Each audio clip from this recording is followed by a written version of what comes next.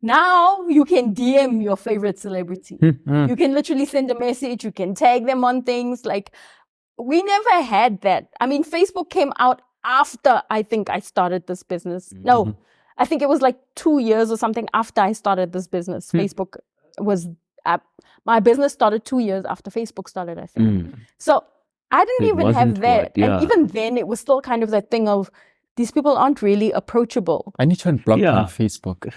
Did you block me? Yeah. Why? What did I do? I'll tell you. Oh. Ever. No, leave me blocked. Leave 9 to 5 is also settling beef out here. Leave me blocked. We're creating peace. Leave me blocked. It's 9 to life. It's 9 to life. It's 9 to life. It's 9 to life.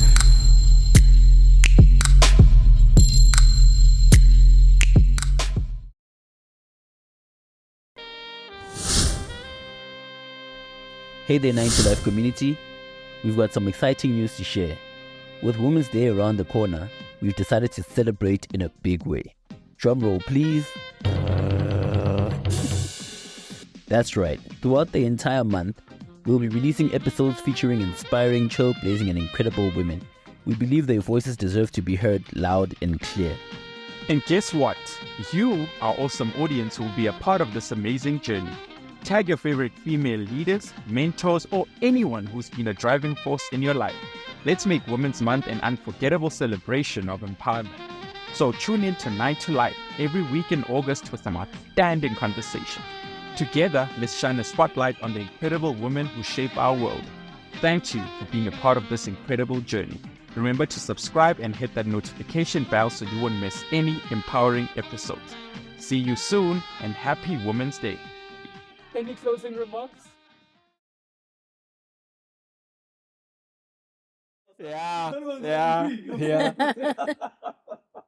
Always an amount. He's the podcast slay queen. So he's the spender of the Okay. qualify that. Thank you. No, you can't just put a statement out there. He finishes the podcast, man. And we don't have sponsors yet. Yet. Mm. Okay. Yeah, we absolutely. We do need them, actually. But As anyways, soon as we can get to... What's the target? 5,000 subscribers. Ah. I think that's a fair target. So we're gonna start Took us 3 months to get to 1. to 1,000. Yeah, so times that by 5 a year. Where are you now? 1,001. 1.1. Okay. We're moving. We're moving. 1,001 Yeah. in 3 months. Now we're gonna get to 5,000 now. Hey, but it's slowing down, no? Eh? Yeah, like it's we slowing started down. with like a house on fire, man. With the excitement. Yeah, but it's fine. I'm still excited. Should I still? The intro always kills me. The Hi. transition is tough. It's a very tough From one. conversation to introduction. Now we have to formalize. Okay, guys, welcome to just start. To formalize this greeting, hi everyone, welcome to 9 to Life, your career and life journey podcast where we interview the interesting people doing the things you would like to or the ones you didn't even know you could. My name is Bonisile Mkiti, My name is Lesejo Muela. and today we have Farah Fortune, CEO of African Star Communications, PR specialist Extraordinaire extraordinaire, is the word. award So many winning. titles. How are you? I'm good. How are you doing? I'm so happy to finally have you here. It's been something that we've been trying to do, but we're like, let us build a pit, because that one is a pit bull in heels. Oh, I feel so honored. There must be like a drum roll also, like afterwards. Yeah, we're gonna hire a drummer. Yeah. We Once need to get a the drummer. So budget, hire like drummer. we like, do. And the horn and the bo bo bo And the bo. horn. Yeah, but I Yeah. think that's been overdone. We must find out. Oh, ours will be live. Oh, we've got a lot of. It'll be a live person. Bo bo bo. Oh, with the horn. bo. with the saxophone even. Ah, that would be nice, Yeah. actually. Have a saxophone. You see, already we are getting value from having you here. Value for money. Consultation. I heard the consultations are not cheap. Anyways. Farah, Yes. we start off with before you were a pit bull in heels, when you were a Yes. puppy in loafers. Okay. And booties. Woolen booties. That's the one. Where does the journey start, young Farah? Who is she? What is she interested in? Who is she living with? Your origin story. It's like the villain origin story, innit? Yeah. Every villain's got an origin story, innit? Why do the heroes never have an origin story? It's always the villain that has an origin story. Yeah. That's actually quite That's true, hey? You're Not yeah. the Yeah. damn- No one cares about why where you the were hero good. comes They just want to care why you're evil. Because you're supposed to be good. Let's see the origin story. Okay, so my name is Farah Fortune. Okay. I come from a family of 6 kids, so we're 3 boys, 3 girls. Wait, so Farah is your name on your ID? Yes, Farah is my real name. Okay. No, I thought it was like a. Did you think I had like a stage No, because name? it sounds so nice. Shut It's like on, it's coordinated. Oh, it sounds so nice that they call her Fortune. Yeah. No, it's my real Oh, name. Yes. okay. Yes. We actually got the surname. I'll tell you, like, from the origin story from like the 1800s. Yo. My grandfather, my great grandfather, was actually from Scotland, Oh. and he came to South Africa. He was a colonizer, and he Hey. came here, and he came to find his fortune. And when he mined, and then eventually he actually hit the jackpot, and he found diamonds, and he changed his surname to Fortune, and that's where our surname comes Wow. That is quite a story. Bonisile podcast. Yeah. So that's where our surname actually comes from. Oh, wow. But then also he married a black woman, and from there so my grandfather's actually black. Okay. My one grandfather is actually black. My other grandfather is Malaysian, and both my grandmothers are white. So that's Oh, where my okay. mixed heritage comes from. Ah, very interesting. Okay, okay. Mm-hmm. Where are you from originally? Originally from Cape Town. Okay. My grandmother or my great grandmother on my mom's side is from Malaysia. And then my grandfather, my great grandmother on my dad's side was Indonesian. Oh, wow. Yeah. So Okay, and I they know. all married intertwined. Yeah. And that's really where I come from. That's my heritage. And it's so weird because we're 3 kids. We're 6 kids. We're 3 boys, 3 girls. All the boys are dark and all the girls are really light in the family. So it's very weird. But I mean, originally I was born in Cape Town. My parents are from Kimberley. So yeah, we are just a mixed pot of masala Yeah, and I know. oxtail. Yeah, there's everything. There's everything. That's really us. That is very exotic. But do you think people in like Malaysia look at us and think we're exotic? That's exotic. That's interesting. I think they do. Why not? You Because never know though. anything that you're not used to Yeah. is exotic. Some Yeah, it exotic. is. Okay. Yeah. And you hear stories about black girls with dreads when they Oh. go to Asian countries. Everyone's like taking. Yeah, Touch people their like to touch. hair. Yeah. Yeah. So Yeah, I obviously hate they that, think we're but yeah. exotic. My brother, you're an exotic gen. I'm exotic. Yeah, in exotic. Malaysia. I'm exotic in Malaysia, guys. Don't undermine me. Yes, you're definitely exotic. So yeah, that's really, where I come from. I grew up in England and Belgium. So when we were 10, we left South Africa because my mom is very light. My mom looks white and she's got green eyes, and my dad is quite dark. So it was really like tough here Here. for my parents. And my dad worked overseas for quite some time before we moved. And then eventually we moved to Belgium and we lived there for 3 years, and then moved to Manchester in England. And just outside of Manchester, I grew up in a small town called Macclesfield, and went to school there. It was great. And I lived there until I came back to South Africa when I was 25, 26. Wow. Okay. 2 things. Number 1, Yes. of the Manchester teams. I don't support any. I'm a Liverpool fan. And let's just get that straight now. I don't support any Liverpool teams. Not Manchester City, not Manchester United. I've always been a Liverpool fan. Okay, great. That takes care of that. Yeah. As long as you're not a CT, I'm fine. Yeah. Wow. Number 2. Yes. You said you decided to come back to South Africa. Yes. Take us through that decision. Well, my parents had moved back a couple of years before. Oh, okay. So they moved back when I was 19. So I had been there for quite some time. And then I ended up meeting, my daughter's father is also from South Africa. He's got kind of the same story. He was also born here, grew up here, and then until he was about 15 or 16, then went to Canada. And when he came back in his late 20s. And then I actually ended up meeting him in London. Oh, wow. And from there, that's how that happened. And then we ended up getting married and I ended up coming back here. And that's how I ended up back in South Africa. Yeah. Oh. Yeah. That's I would have super still been in interesting. England. I still have an older sister who's in England as well. Oh, okay. Yeah, but the rest of my brothers and sisters all live in Cape Town.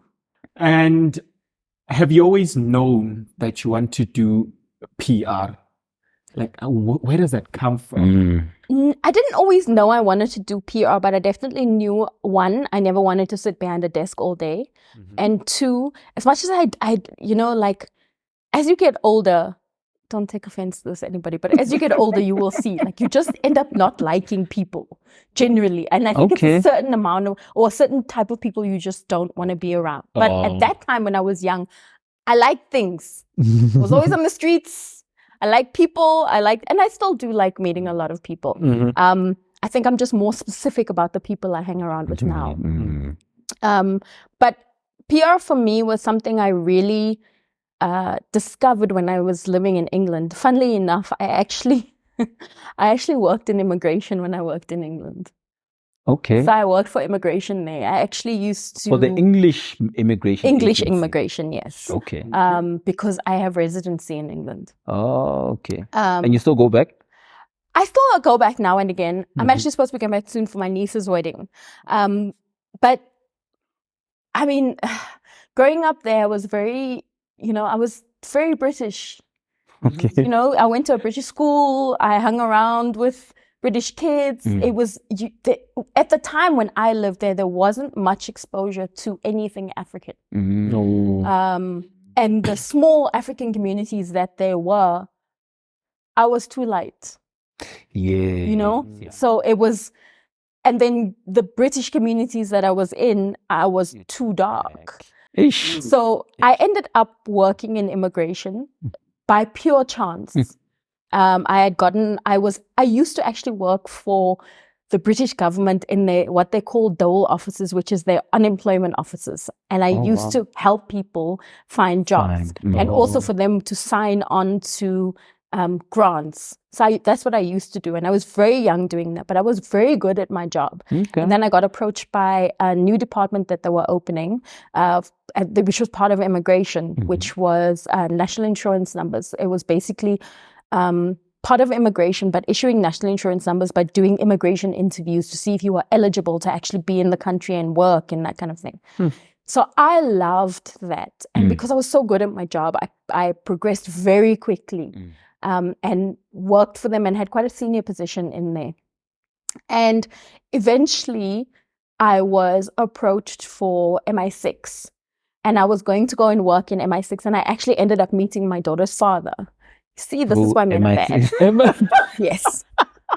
So MI6 is the spy agent. It's the CIA. You get MI5 and you get MI6. But Okay. MI6, they wanted to recruit me to go into the entry level positions there first. So I could have gone on to do other things. But I also knew, they were very clear that if you go into the positions that we eventually want you to go into, you can't have a family, you can't get married, you can't do any of these things. And at the time, I was fine with that. I was okay. Okay. But then, like I said, I ended up meeting my daughter's father. Hey. So, my daughter was destined to be here. But, I would have loved to have done that. I mean, I don't regret any of it, but I really enjoy the experiences and the little training I did have at the time for the positions that I was going to go into. But I ended up working for immigration and it was amazing. I learned so much and I got a lot more experience than most people because I was considered Black. Because I was African and I was darker than most. I got to go on a lot of courses that a lot of the people there, it was, like we have BE It was like a BE program there. So I got to EE. experience a lot more. So I learned how to check fake passports, how to check for fake money. I was taught all of these things in those positions. So I was very far removed from PR. Then I got the chance as well, while in that position, to also learn part of the media within the government. It was in the government programs that I was in. And that's what sparked my PR journey. That's the media that I really, really enjoyed working and training in those departments. It had nothing to do with my job. It was just, you were able to go into other departments and learn about what they did. And I took every opportunity to go and learn. I mean, So like an internship of some sort? Yes, it's like an internship within the government still. Okay. It was all still government departments. And I'm that person, like any opportunity to learn new things, I'm there. So I really enjoyed it. And that's what sparked my PR interest. So when I came back to South Africa, I was looking around for a job. What was the plan when you came? Was it just there, I'll see you when I get there? When I came back, at the time, my daughter's father was able to take care of me. Okay. So I didn't have to work if I didn't want to. But it's very hard to just go from working all those, because I mean, before I met him, I had like 3 jobs. Yep. Like I worked all the time because I afforded my lifestyle very well. I had 2 cars. I had a nice life. I had, like I was living the life of a single independent woman who was doing her thing, traveling. But I also worked a lot. And also most of my family had moved back by then. So I also didn't have family in England. So it didn't make, so for me, working all those jobs, it made sense for me. But when I did come back, I was also afforded the opportunity that I didn't have to work if I didn't want to, but I was bored as hell sitting at home. And I just, I had already had my daughter by then. And I just didn't want to sit at home anymore. So I went out looking for a job. I didn't tell him that I was looking for a job. I just started going for interviews when he was at work during the day. And I found my first job in PR, which was at Ster-Kinekor, which was a publicist for Ster-Kinekor, one of their lead publicists. And I'll never forget, like, the day I actually got the job and I went home and I'm like, I'm starting a job on Monday. And he looked at me and he's like, excuse me? How? When did this? I was like, I don't want to sit at home anymore, because I also knew he was, my daughter was only 8 months old at the time. So I knew he was also going to be very like, no, I want you to spend time with her. And as much as I love my daughter and loved her just the same, then I was bored being a stay-at-home mommy. I loved being at home with her, but I also wanted other challenges in my life.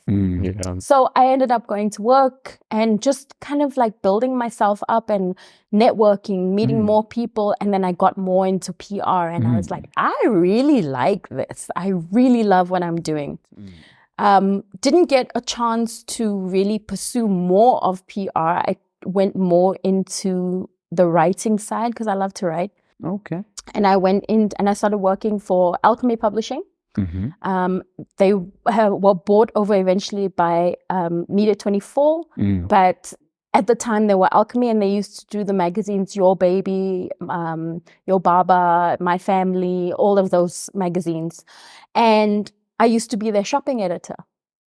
And I loved being in media, but I realized I really loved the PR side. But also, when they were bought over by by Media 24, I was made redundant. So I ended up losing my job.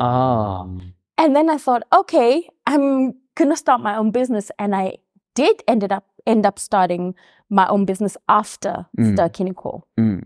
So I went into Ster-Kinekor, eventually found a job, went into Ster-Kinekor, and just progressed to other jobs from there. And then I was like, I'm going to start my own business. And I ended up starting my own business with another friend. And she completely screwed me over and I lost everything. We don't have good experiences of people starting businesses. Yeah, with friends. With their friends. I was like, no. I mean, there are some stories out there, but mine Okay. just wasn't good. I don't do business with my friends. You know, and I learned this in a long time afterwards. Yeah. I mean, I still do business with my friends. I'm just very particular about which friends. Which friend? That's all. And I guess Okay. it also depends what type of business. One right? type, yeah. Yes. 'Cause Not something that's going to rely on you Because this is the losing any business money. as well. Technical. So Yes. we're shutting it down. No, let's close it. Yeah, let's close it. So when I was made redundant from Alchemy, I had gotten a redundancy check, put that money into the business and lost it all. So I had nothing. So, when I tell you I had nothing, I mean I had nothing.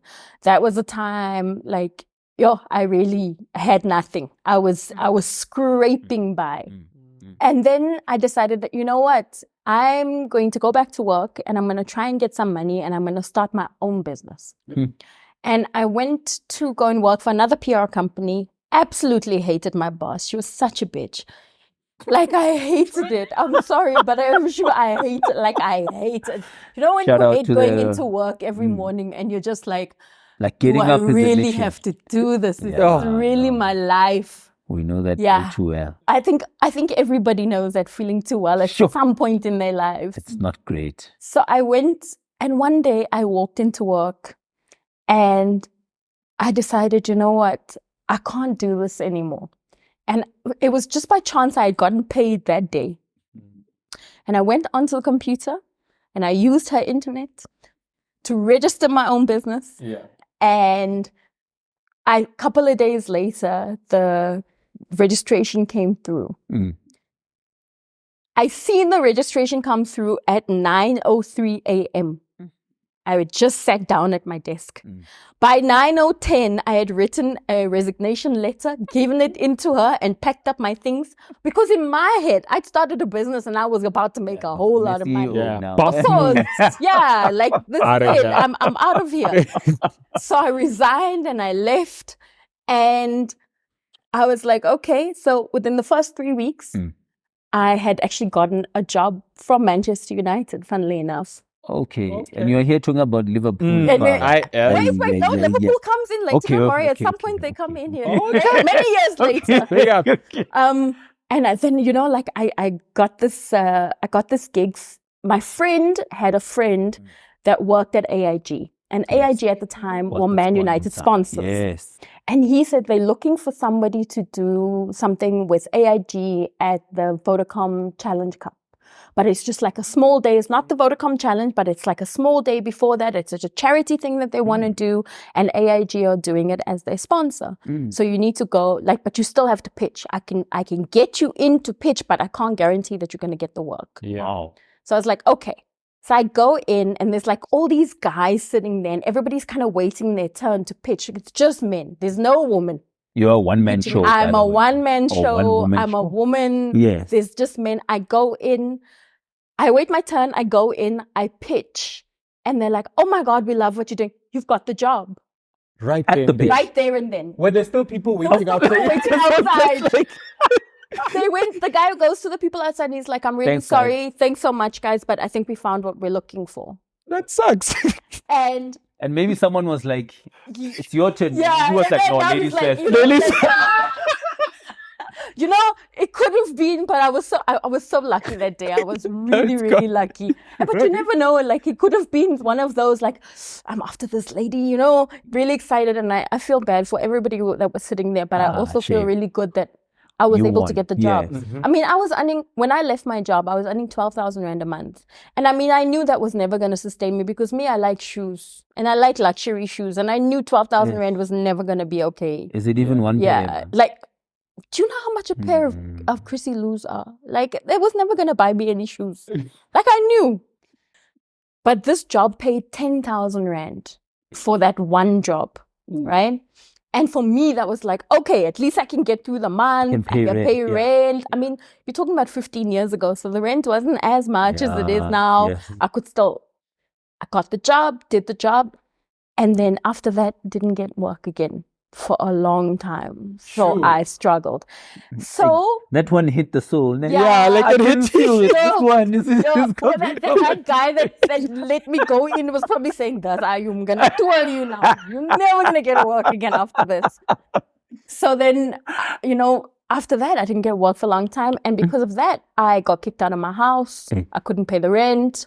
Like my daughter and I, we lived in a little micro. You see that? I don't know if you've seen the day that you were at my house. There was a micro standing at the back. That very micro I slept in. Oh, that used to be your home. That used to be my home.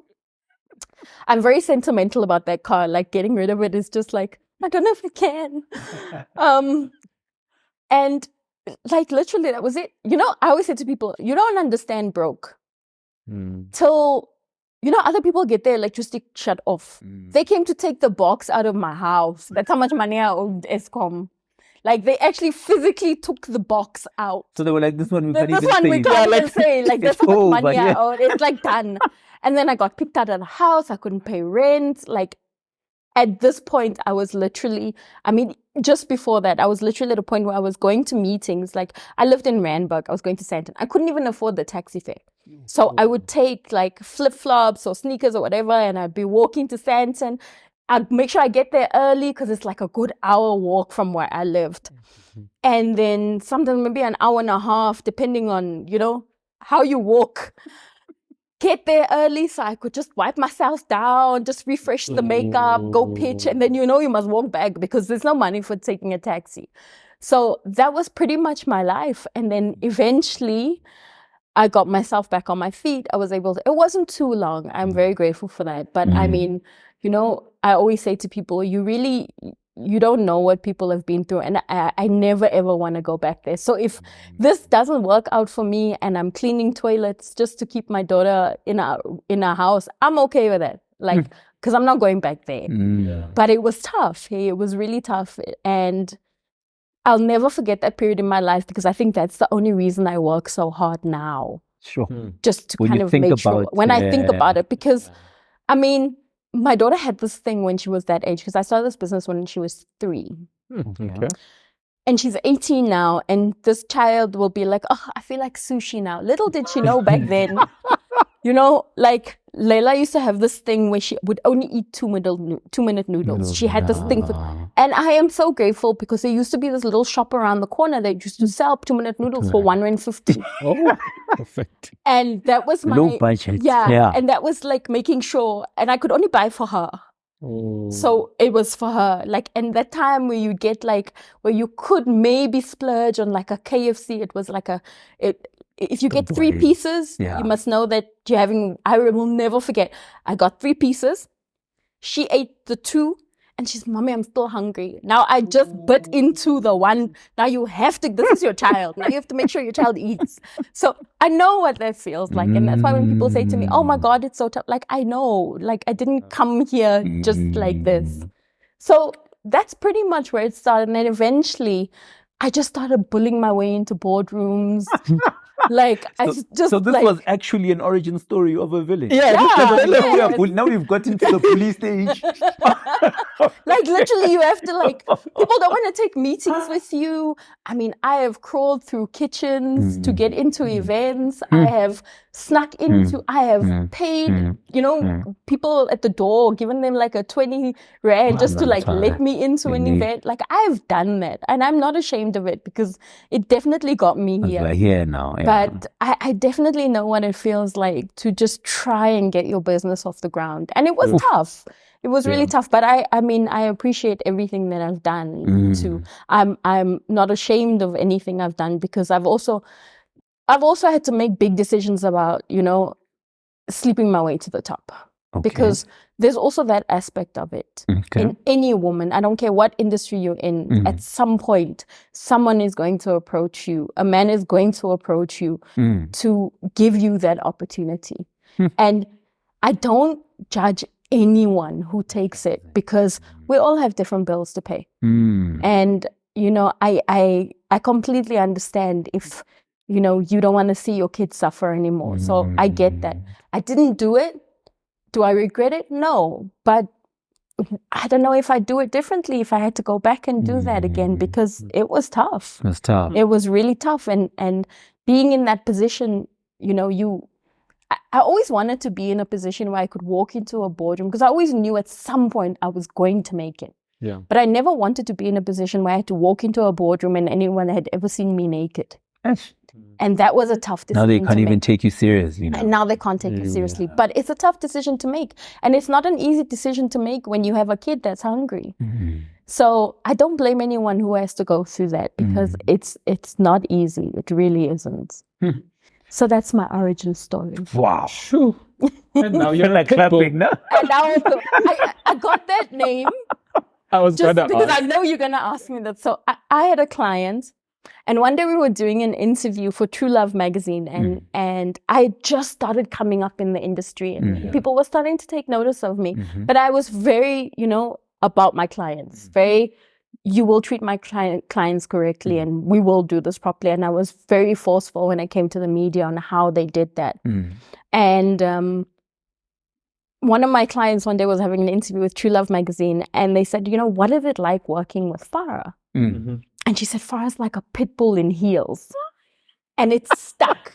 They literally printed, I still have the article. They literally printed it verbatim. Farah is like a pit bull in heels. And everyone just picked that up. Yeah. Everyone picked up that line, and it stuck with me. And now I'm in the process. I mean, trademarks taking forever these days because they're so backlogged. But I've gone into trademark Pitbull in heels because I might as well own it. Yeah. I'm not shy of it, and I totally get what it means. I don't take it offensively when someone says that. So yeah, if I'm gonna make money off it, why not? Why not? Paper.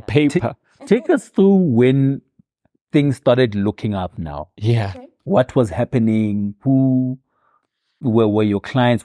Just take us through that time. Firstly, I was one of the first colored women in the industry to really, be out there. I wasn't the first colored woman PR person, but I was definitely the first colored woman to really be in your face. Okay. And I knew that I didn't want to be a celebrity or socialite. And in all honesty, the first couple of months, almost the first year, I could see that that's what was happening. And at that time, the word socialite was very much like the word influencer now. Yes. So it's like, it was like right. coming out, and everybody was like, oh my God, you're a socialite, you're on the scene. Because I socialite. was at every event trying to meet people, trying to, be there. And so people could see me Okay. and get work, because that's how I networked. That's how you get work. That's how you get work. Yeah. And in all honesty, I was becoming the socialite, and I hated it. So I stopped all of that, not going to events, but I stopped taking interviews and things like that to be able to, just have people take me seriously. Yeah. Limit access. Yeah. Sort of, But I think one of the biggest things that really rocketed my career was working with AKA. Okay. When I Rest in peace. Rest in peace. He's Keenan. When I eventually did start working with him, it was as good for my career as it was for his. We really helped each other. He helped me tremendously in terms of building my career, and I helped him tremendously. We really had each other's backs. We both knew where we were at the time. And it was myself, Tibz, Fanatic, and Kinnan. And, it was the four of us working together all the time, pushing each other. And Tibz, at that time, he was very much, Let's rest in peace to Tibz as well. Yeah. The two of them were amazing. And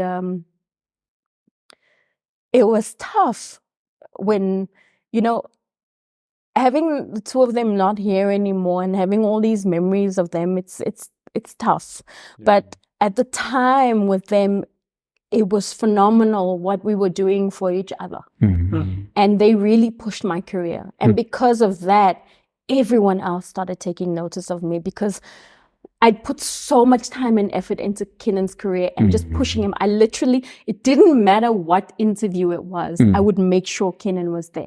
I would, if it was a thing about what was his favorite food, I would make sure that they were interviewing him about it. And that pushed his career. And, you know, it got to a point where he was so busy and I knew him so well that most of his early written careers were all done by, interviews were all done by me. Oh.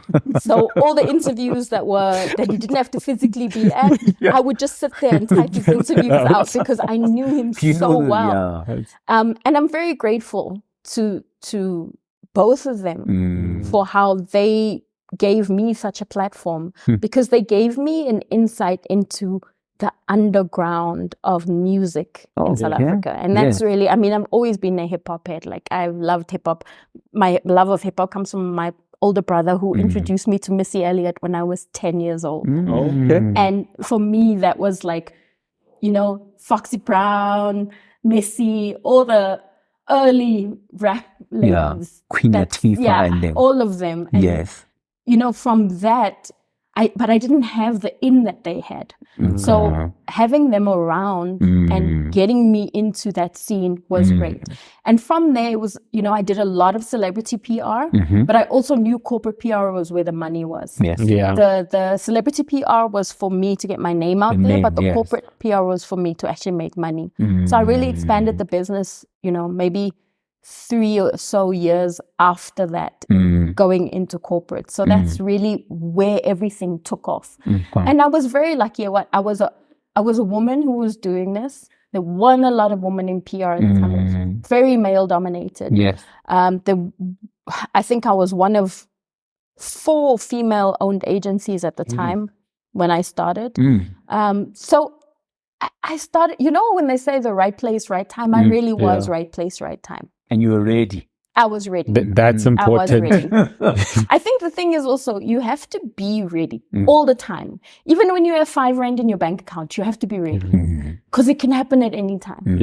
And I think that's something that I learned very early on in my career, that being ready is the epitome of making sure that everything else works. So it's this old Chinese proverb that says, I think it's luck and preparedness equals... Oh, luck is where preparedness means opportunity. Opportunity means preparedness. Absolutely. Oh, okay. What? I don't know. It's still is doing something here. I don't know what it's doing. You were taking the opportunity. I was taking the opportunity to interrupt. So I think that's it. You've really got to be ready for anything that comes your way, no matter how much money you have at the time, no matter how much work you have at the time, no matter how many people know you at the time. You've just got to be so ready, because I look back at it now and where I was, and then I look today, like I walk into rooms and I have no idea who people are, and they know me, and I'm like, that for me is still it messes with my mind. Hey? It really messes with me. And I mean, even to the point where my daughter will say to me, I can't put you on my social media because people know who you are. And they ask so many questions all the time. And for me, that still blows my mind that people know who I am and I don't know who they are. You know, for me, that's huge for me. Even today, I'm so grateful for that. Like, you have no idea. Wow, lovely. No. So, thanks for that. It's a lot.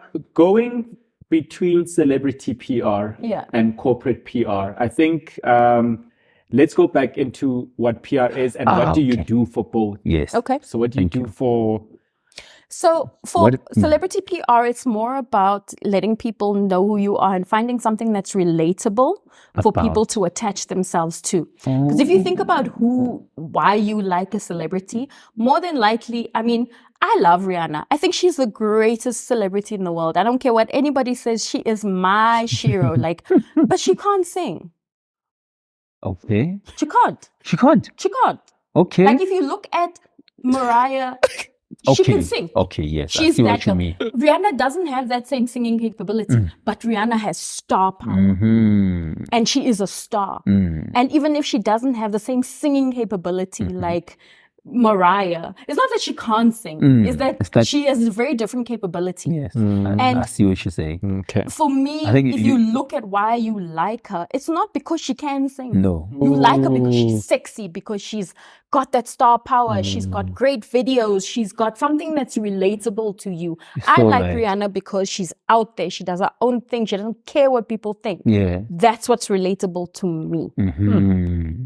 When you look at why you like a product, a bottle of water, a brand of tea, why you're using this iPad, it's because it's relatable. It's something that you find relatable. You might have seen someone else use it and they've shown you the features that work for you. That's what individual PR is. Individual PR is making sure that people like you even if you have talent or not. Or not. It's the having star power. It's about making sure that you have a niche no one else has. So I thought you were going to ask me something. I'm looking at you. Yes. So is this built or is this within someone? It's both. Okay. I'm going to use, because after I stopped working with Kinnan, I started immediately working with Cassper. So I'm going to use the two of them as examples. Cassper, think of the first thing you remember of him when he came onto the scene. Kusheshe. Okay, Ponytail. there you go. People knew this ponytail. It wasn't even before he released Kusheshe. Yes. He had the ponytail. Yes. No, what other rapper had that? What other rapper had something completely different than you could look at it and say, oh my God, I want to know who this guy is, because why does he have Why does he have a I was waiting ponytail? for you to say, I'm the one that braided the ponytail. No. He came to me with the ponytail. Okay. That was him and Tilly. Tilly's an amazing manager. I mean, he's great at brands. But that's exactly it. It's something that you have already. I mean, most people that have star power are the people that walk into a room and just captivate it. Yes. They walk in, they don't have to sing, they don't have to act, they don't have to dance, they just have that thing. That's present. That presence that you walk in and it's that thing that attracts movement. everybody to them.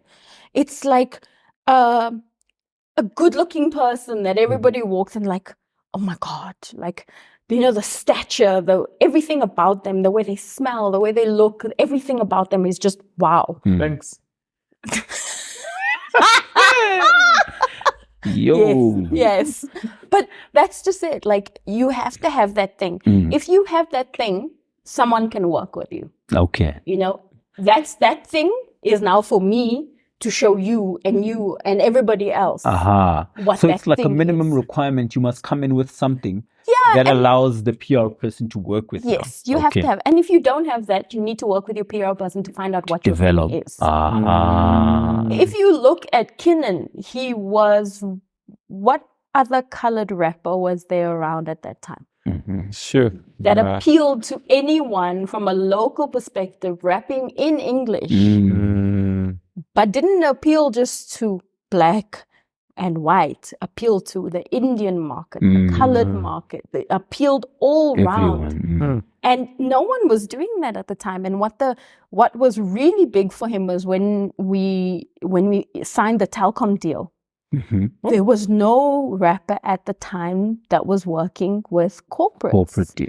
I mean, even if you look at beforehand, it was always it was always considered local rap, or you know, in the townships, or SABC 1 content that never made it to SABC 2 or 3 or ETV. You know, and him coming onto that Telkom deal was huge because it took him into a market that had never seen rappers being endorsed by corporates before.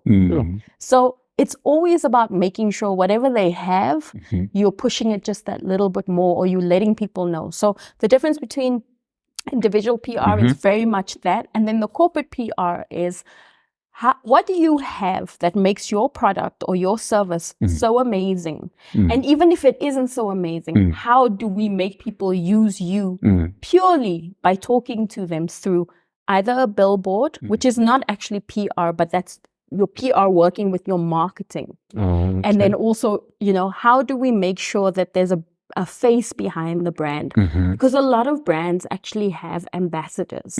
So it's how do we make sure that your ambassador, your influencer, your content creator is talking to your audience and relating to them through how that service works for them. So that's really the difference between it. And there isn't that much difference. Yeah. Because it's about finding what you can make appealing to people. Basically. So whether you're doing that for a person or you're doing that for a brand, Yeah. it's just about finding your individual unique. Does it have to be unique? No, it doesn't have to be unique. Because Okay. I mean, if it was unique, then we wouldn't use HP and Apple and Okay. Huawei wow. and Yeah. do you know what I mean? Yeah, Everybody has different phones. But why do you use an iPhone?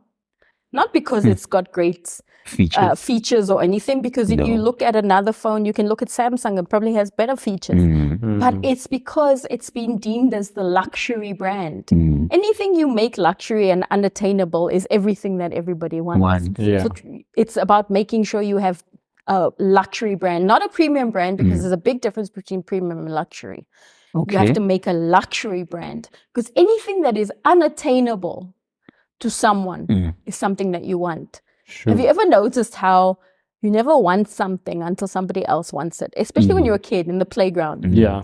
You're playing with a truck. Nobody else wants the truck, but now you're playing with the truck. Now everybody wants the truck. So it's literally that. It's how do you make something attainable, but not really attainable. So it's like a balance. it's a like a delicate balance. It's very much a balance, but it's also that thing of we know that you can buy it, but we want to make you think you can't. Therefore, we know you're going to buy it because we think you can't. That's all it is. That's all luxury brands are. And so just on the luxury versus premium, can you give us examples? Because I don't think that's clear in my mind what the difference is. Let me think. The easiest way to do this Like, is what is probably- Gucci? Is that a Gucci's- premium or a No, luxury Gucci brand? is luxury. But if you just took a look at, say, for instance, Ciroc is premium. Oh, okay. I'm trying to think of a luxury vodka. Okay, I see. Do you what see, you like, mean. so Yeah. Grey Goose would be more like a luxury, whereas Ciroc would be more It's like a premium. premium brand. I see. Yeah. Okay. That's all it is. Oh, okay. But there's a big difference between luxury and premium. There's a big difference between how you see brands and how brands are presented to you. Just for you to consider them premium or luxury. Yeah. But Gucci's definitely a luxury brand. Luxury brand. brand. Nah? Okay. Sure. You've answered a question that we haven't asked, which is, which one do you love more? And I was timing you of how long you spoke about the celebrity era. And then there's the one that pays the bills. There's the one that pays the bills. Yes. So there's There's the what sugar, you want to do there's and the what you sugar have to daddy do. and there's the lover. That's true. But you have to remember also, the only reason is because working with individual people is very different to working with a brand. You get to spend time with people and you learn about them, and there's an attachment to it. When I look at the attachment that I have to Kinnan or Cassper or Solo or whoever I've worked with in that sense, it's the attachment of who they are as a person. And I love that. I love the people aspect of it. Yeah. And that's why I said in the beginning of this, there's not necessarily a lot of people that I like working with. It's the kind of people I like working with. And I think that everybody has that. It's the same thing with women. I mean, I love the concept of woman. I love that we all need to make it. But I don't like every woman. And I don't have to. Because your values might not align with my values. But I will respect you. I respect every woman. I don't necessarily like every woman. And that's normal with everybody. Who likes anything? Who likes anything? But that's with everybody. We don't all like everybody because we all have different morals. We all have different aspects of what we consider in life to be things that we like about other people. But I definitely, and I don't think every woman has to like every woman. I just think we have to respect each other's hustle and make sure that we all have one up. But liking everybody. I don't think we can possibly like everybody we come into contact with. It's not possible. It's impossible. Yeah. One person I really liked though, coming into contact with, and I'm glad you mentioned his name, Tibz. I think because he made the things that we were doing, especially in the townships, seem very like I can be Tibz. Yeah. And I remember one of the coolest moments I've had. I was at a coffee shop. I forgot the name. It was called What Shot. It was in Braamfontein. Yeah. And Tibz is there. So I've been looking at him, idolizing him, and then whatnot. And I'm on a date with someone. So I woke up to Tibz. I'm like, "Hi, Tibz," and turns around, talks to me like we've known each other for years. You know, like, and then the girl is like, "You know him?" I'm like, "Oh yeah, no, Tibz." That's my point. I'm like, that's my point. You know, so when you mentioned that, it just took me back to it. So if you're watching this, he had no idea who I was. Anyways, congratulations on your wedding. Now, he's a good dude. Anyways, Farah, I'm touching on this. Yeah.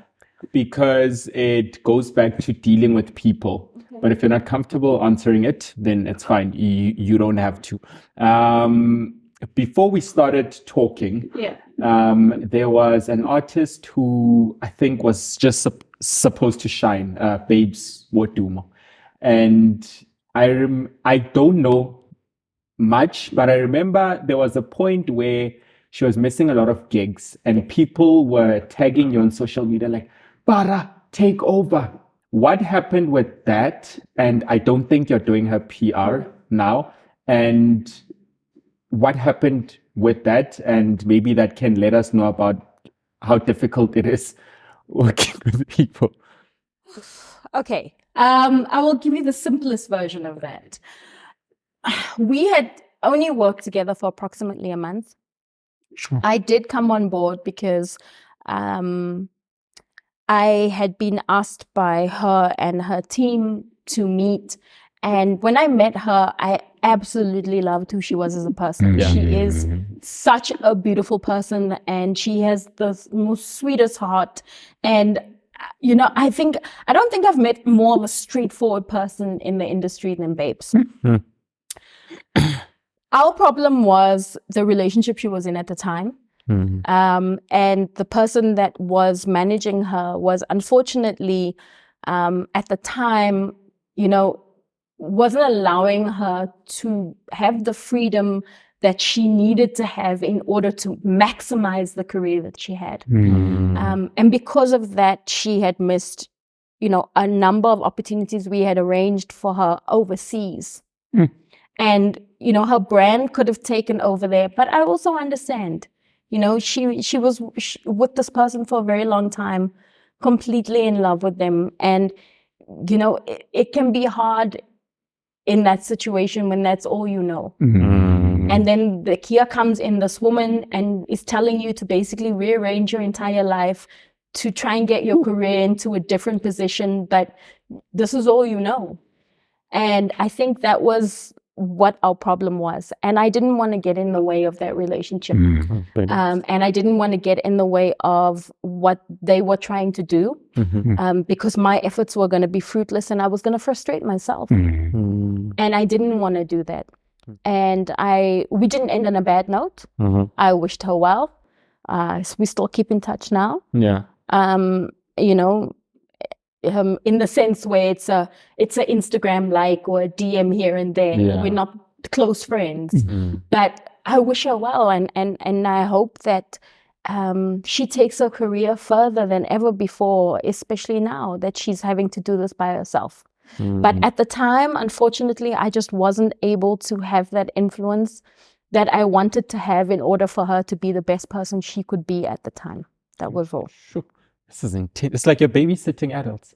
It is. You are babysitting adults. And you know, the thing is, you also have to understand that when a lot of people come to you, it is like a childlike state, because now you know, when you're a kid, you're like, Mommy, can I do this? What should I- Mommy, should I do this? Mm. Mommy, is this a good thing? You know?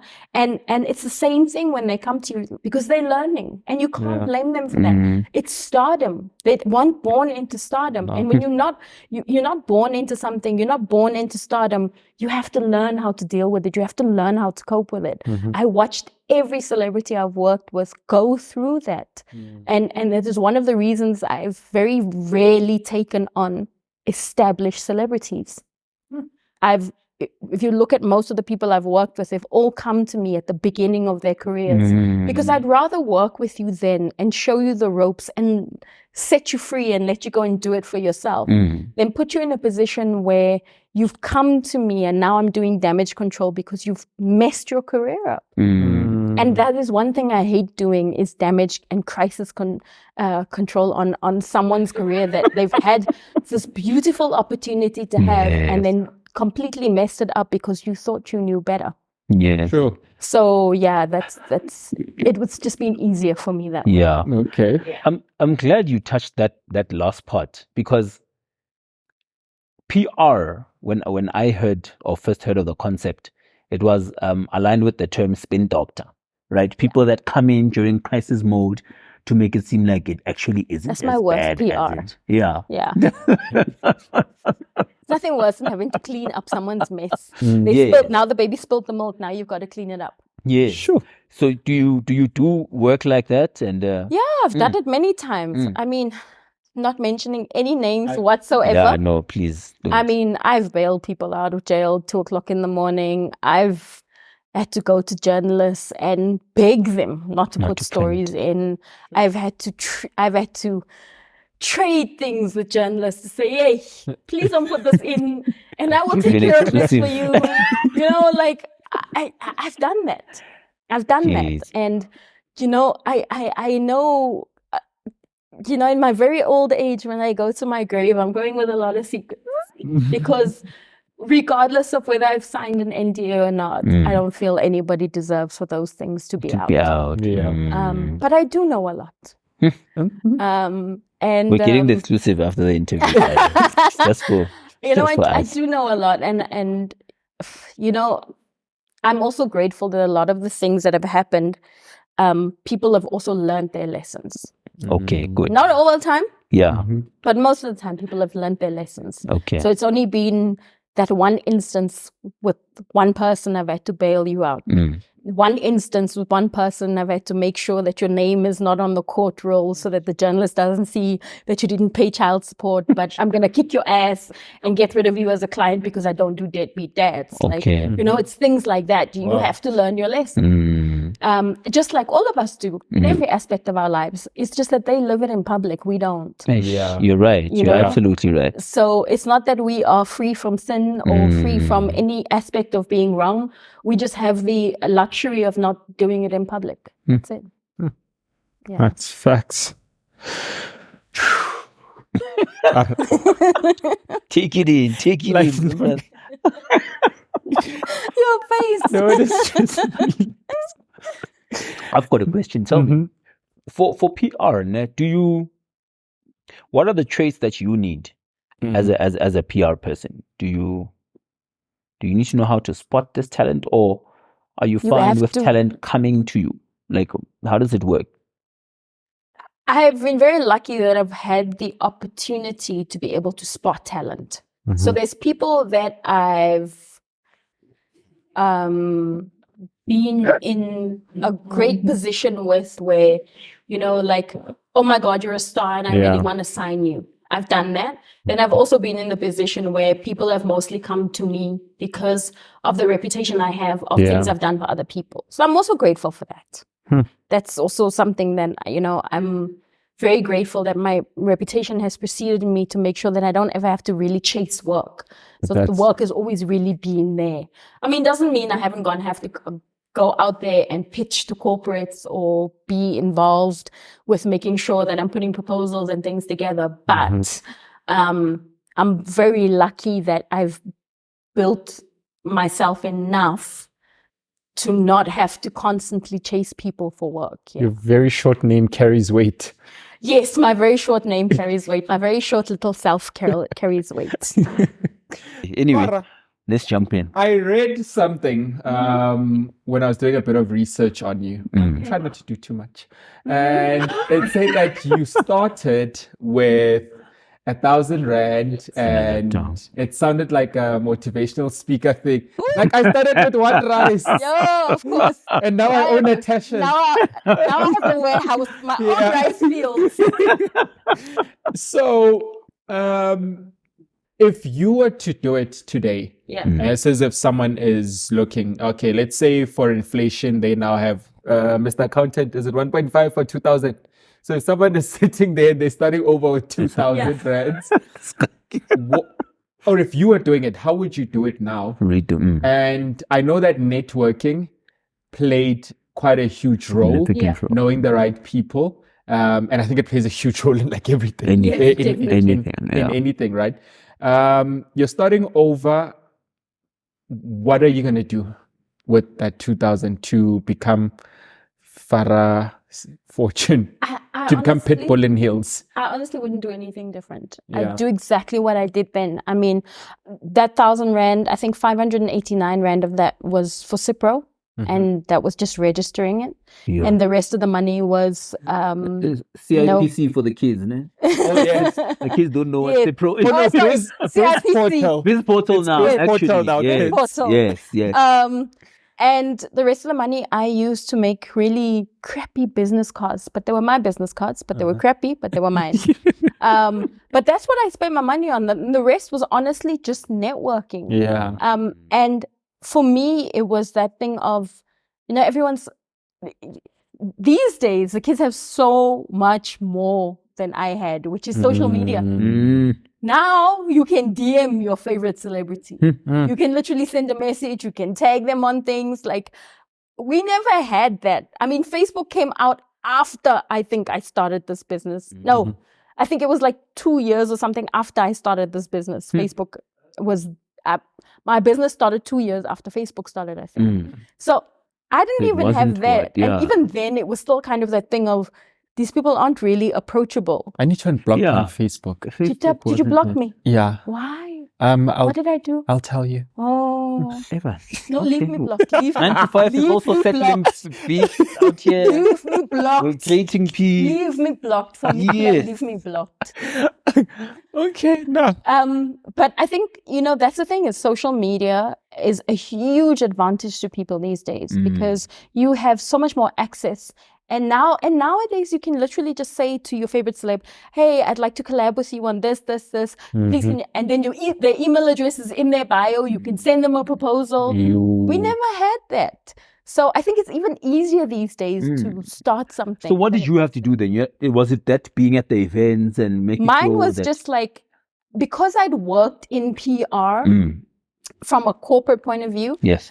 It's not like I had access to these people directly, but I knew what parties were happening. I knew what events were happening.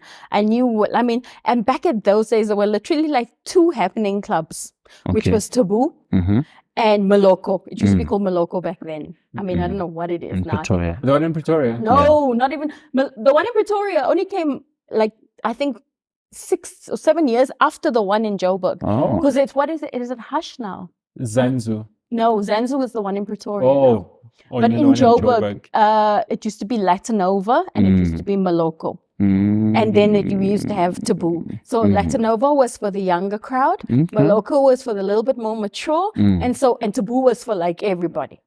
If you went to those 3 clubs in Joburg, you were bound to meet your celebrities. So I went out a lot. I liked the streets. Back in the day, you'd never catch me at home. Yeah, it was all the time.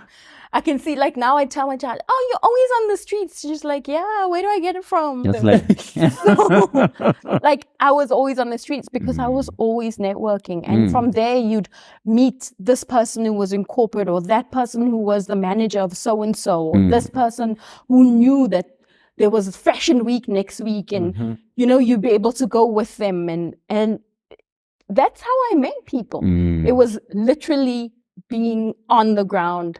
Now it's so much easier because you have social media. You can have a presence on social media without ever leaving your house. You can make money. I'm glad you're staring at him. I'm glad you're staring at him. I'm glad you're staring at him. But you literally can have a presence without leaving your house and still being able to make money or even network or, that's the thing. There's a big difference between now and 15 years ago when I started. But I'm really glad I was crawling through the kitchens to get into events. I'm really glad I was, asking people to take me with as their +1 to events. I don't mind any of that. It really made me the person I am. And, I actually, now as a person, I actually really love being at home. Okay. But I'm really grateful I went through that period in my life where I wanted to be out and I wanted to see what was going on and the happenings of the world, because I don't think I'd have been in the position I am now had I not done any of that. I agree. I think it probably gave you some sort of advantage being out there physically, because in as much as social media can help with the initial connection, Yes, it still needs physical contact for you to maintain it. and again comes back to that relatability and attachment. You see, Yeah. we have themes now. Okay, look, great chat. Thank you so much for coming. It's a pleasure. We always ask our guests 3 questions, Okay. because it's always fun for us to see, compare and contrast their answers. Did you write this question? 1 or 2 of them. Actually, they just came as a, They came in one interview, and then we were like, actually, and then we're like, we like this. Yeah, we're gonna keep it. Oh, okay. That's how we keep Oh, let's go. Help So, me. Sure. Farah Fortune, Yes. in your life, Entire life. from your MI6 days, from your Cape Town days to your England days to your MI6 Belgium. to your Belgium, everything, your entire life. What has been your biggest win? You're not allowed to talk about that person who put you through 64 hours of labor Okay. My biggest win. in life. Yeah. I think for me, one of my biggest wins when it comes to work is meeting Clint Eastwood. Wow. I was doing an event for Penguin Clothing in Sandton City in the square. They had a store there they were launching. Okay. And as someone walked past and they were like, oh my God, Clint Eastwood is in this South Africa. restaurant. And it was literally on the other side of the steps where the Mandela statue is. No. I think it was called Montego Bay or something. And I was like, I want Clint Eastwood at this event. So I go to the restaurant, and as I'm about to walk up to him with my little heels and all the confidence, this manager stops me and says, I'm sorry, ma'am, you can't go there. And I'm like, yes, I can. And he's like, no, you can't. I was like, okay. But I realized this manager was gay. And I had a very beautiful gay friend that was at the event. So I said to him, friend, you need to do me a favor. I need you to distract him because I can't use this It's MI6. to distract him. MI6 He's not training. good at any of this. He's not good at any of this. But he's going to look at you. So I said, please, can you just distract him so that I have enough time to go to Clint Eastwood and ask him to come to my event? You're such krach. Because what's the worst anybody can do? It doesn't matter They if you just think say Eastwood no. do. What's the worst Yeah. you can do is say no. I'm not gonna die if you say no. Yeah. So he went up to him and he distracted him. And in the few minutes that he distracted him, Clint Eastwood was sitting in the corner they had like a oval bar. He was sitting in the corner there. So I snuck up underneath the bar and popped up in Clint Eastwood's face. And I was like, hi, my name is Farah Fortune and I own this event company and blah, blah, blah, blah, blah. And I'm doing this. And he says, what's the brand? That's the first thing he said to me. He's like, what's the brand? And I said, Penguin. And he said, oh, I used to wear Penguin in the 70s. I'll definitely come. He says, but can I just eat? I said, no problem. I honestly walked out of there thinking that firstly, the manager gave me the dirtiest look Yeah. when I walked out. But I honestly thought it was one of those things where like, he's never going to come.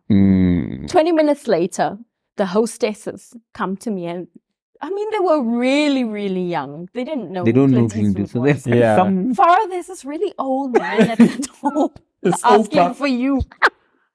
I'm like, how? Okay, let me go look. I go up. It's It's Clint Clint Eastwood. Eastwood. Nobody, no bodyguards, no nothing. He just came by himself. And I said, why didn't you just walk in? He said, no, I wanted them to call you so you could walk me in. Oh, wow. Yo. He grabs my arm And we walk in together. We still had Heat magazine at the time. We were all over Heat magazine that week. I was so proud of myself. He grabs my arm. We walk in Did you together. engineer that? What? The Heat magazine. They were there at the Oh, event. they were And it was just- like they the were album there. was full of video. We had Sunday watch me, Times there. He's we I clean. mean, had like, just watch me. everything. Just watch who I'm pushing at the door. Yeah, Just like, stand do you here. know me? Do you know me? So he comes and he grabs my arm and we walk in together into the event. And me, I'm just smiling there. And I mean, I was so proud of myself because Wow. I mean, anything could have happened. Yeah. He stayed there. He took pictures. He Yo. talked to people. He took pictures with everybody. Wow. And he was there for a good hour and a half. And then he was like, I'm really tired. I'm Okay. going to go. Yeah, and I was I like, thank you so know. much for coming. Hmm. His son eventually joined him, came to the Oh. event. And also one of his another girl, it was also a family member of his. And they all came to the event. And then when he left, he went back to his hotel. They took him back and his son stayed at the event. One of my friends even went partying with the son The son. afterwards. Like wow. I had so much fun. For me, that was one of my biggest wins in my early career. Crazy. So I can say that, yeah, I had Clint Eastwood at an event. That is a story of such black. And I think that is the key to how many no's are you willing to take for that? Yes, because right now, well, I don't even know if it's our generation or just people in general. They fear no's. Yeah, but no And they can't never kill go out you. for any, and they never go out for the things that they want, and they'll never meet Clint Eastwood. And I understand that though. It's a scary thing. My thing is always, I had a grandmother who had a lot of tenacity. My dad's mother was one of those women who just never took no for an answer. And I very much learned that the word from her that the only thing that anyone will say to you is no, but it won't kill you. So at least try. Yeah. So that was my at least try, and it worked for me that day, and I was very happy. Because if you don't try, then you've given yourself a no. Exactly. Oh, Okay. What's the next question? Next question. Do you know what he was in the country for? He was doing Invictus at the time. He was directing Invictus. Yeah, that's why he was here. That the rugby movie, ne? Yes. Okay. Morgan Freeman. Okay. Question 2. Yes. Now it is the flip side of that. The mirror Okay. image. The worst L that you took in your life and career. And what was the biggest lesson or takeaway? We were doing the PR for one of the events that was supposed to happen here in Pretoria when Nicki Minaj was supposed to be coming. Okay. Do you remember that? It was a festival. Yeah, it was I a can't even big remember. hoo-ha Yeah, it where was a they big were hoo-ha when they paid paid like 1 10 million million or yes, something. Yes. So we were supposed to be doing the PR for that. And halfway into this event, we realized that, listen, this thing wasn't going to work. And for us, that was such a big L because it was at the time, it was one of the biggest things we were doing. So yeah, it was tough having to resign on that contract. It was tough having to step away. We'd put a lot of resources into it. Yeah, that was one of my biggest L's. Just being involved with that and not really seeing the signs because I wasn't experienced enough to see the signs that this wasn't going to work. And not also asking the right questions. Like now, if a promoter comes to us and says, oh, we're doing an event with Nicki Minaj. Okay, the first thing I interview them now. Have you done a concert before? Who have you worked with? Who are your suppliers? That kind of thing. And I never asked those questions originally because I was too excited when I heard the name Nicki Minaj, And you do learn. But I think that was one of my biggest L's, yeah. Definitely. Fantastic. Big ups. Last question. Okay. If you weren't doing what you're doing now, what would you be doing? And be a stripper. Yo, that was quick. I'd be a This stripper. one has Do you know how much had money a lot strippers of make? And I don't know why I'm doing this to myself because now here I am working hard when I really could just be a stripper.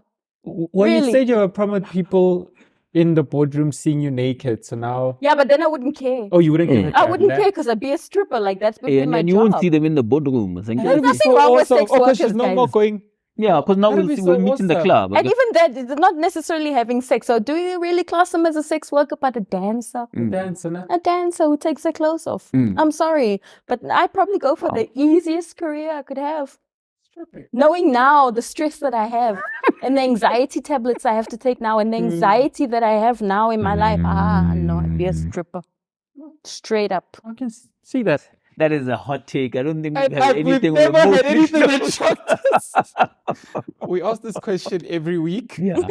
This is what I'm And saying. you've It's just fun. ruined it, so I think we might just never ask it again. Now my mom's gonna know that I wanted to be a stripper. Actually, It didn't you're work. Well, ambitious. she was gonna find out You're anyway. gonna find Yeah. Mhm. Okay. Any closing remarks? Just do you guys, there's no rewind thing. There's no rewind button on this thing called life. Yeah. Like once it's done, it's done. Done. So live it forward and live it forward with the most tenacity that you have, because these people don't pay your bills and they don't care about you. And the only thing they're going to do is talk about you. So give them something to talk about. That's I it. love that. That's it. On that note, I don't think any further thing needs to be said. No, I think we can just close it. Okay. That is Farah Fortune. Thank you guys Thank you, Farah, for pulling through. Pleasure. We really, really appreciate it. And yeah, your story is funnier than I thought it would. We went from MI6 to Yeah, strip from club. MI6 to strip club. Yeah, no. And thank you guys for watching another episode of 9 to Life. Killing. So next week we're gonna have another phenomenal woman on the show because we're running this Women's Month thing. And yeah, thank you once again for watching. We are available on Apple Podcast. Wait, did we say Happy Women's Day? We didn't say Happy can we- Women's Day. Happy Women's Day. Happy Women's to Day, all the women guys. of Happy South Women's Africa. Sorry, and Happy Women's Day to you No, too. yeah, no, Farah. this is embarrassing. You phenomenal woman, you. On that note, thank you guys. Remember to leave comments in the comment section. Say who you want to see next, what careers we should bring for you guys. Say what you like about our episode, what you'd like to see us do better. And thank you. Cheers. Killing The game.